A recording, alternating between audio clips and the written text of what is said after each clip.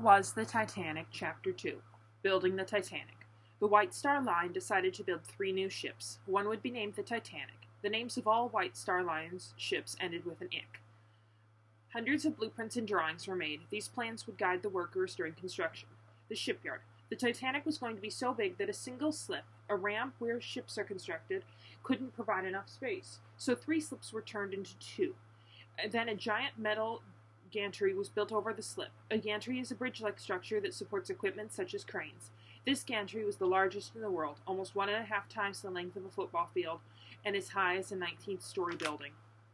In March 1909, construction began at a huge ship in Belfast, Northern Ireland. Ships are built from the bottom up. First came the keel, which serves as the backbone of the ship and lies on its bottom. The keel is made of steel and supports the rest of the ship. After the keel was made, curved steel beams joined the keel to form a U-shaped frame. The upper decks of the ship would be eventually built on the top of the beams. The framing of the Titanic took about a year and was completed in April 1910. Building the hull came next. The hull is the lower part of the ship that sits partly below water. It helps keep the ship afloat. It took about 6 months to finish the hull. First, thousands of large sheets of steel were cut and shaped into plates. Some plates were flat and some were curved. The plates were lined up side by side with their edges overlapping. Then rivets, large iron tacks, were heated and inserted into holes in the steel plates. More than 3 million rivets were used on the Titanic. The hull was divided into 16 separate compartments. Walls called bulkheads separated them. If for any reason the ship started flooding, watertight doors in the bulkheads would instantly shut. Then the flooded compartments would be blocked off from one another. The Titanic could stay afloat even if the first 4 compartments filled with water. And it was hard to imagine any accident that could cause more flooding than that. Because of this, the newspapers called the Titanic unsinkable. They didn't say almost unsinkable, they said unsinkable.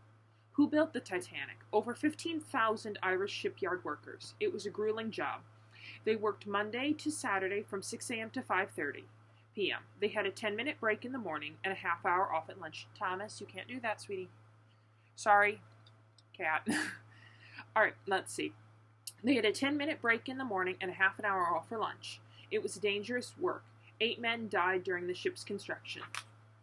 On May 31st, 1911, the hull of the Titanic was ready to be launched in the River Lagan. The black painted hull now had the upper deck and the 4 smokestacks, but was empty inside. The launch would show whether the ship could stay afloat. Launching an ocean liner is a big event. It was exciting to see a giant, freshly painted hull pulled down a ramp into the water for the first time. Nearly 100,000 people gathered to see the Titanic's launch.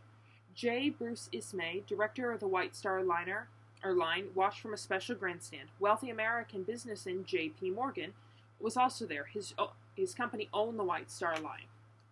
When it was time, 2 bright red rockets exploded. This was to warn ships in the river to stay away from the launch site. It took 62 seconds for the hull to slide off its wooden platforms into the water. Yes, the Titanic was seaworthy. The workmen waved their hats and the crowd cheered. Because the Titanic had no engine yet, smaller boats towed it up the river for a few minutes. Big anchors and cables prevented the ship from floating away. Then tugboats brought the Titanic back to the shipyard.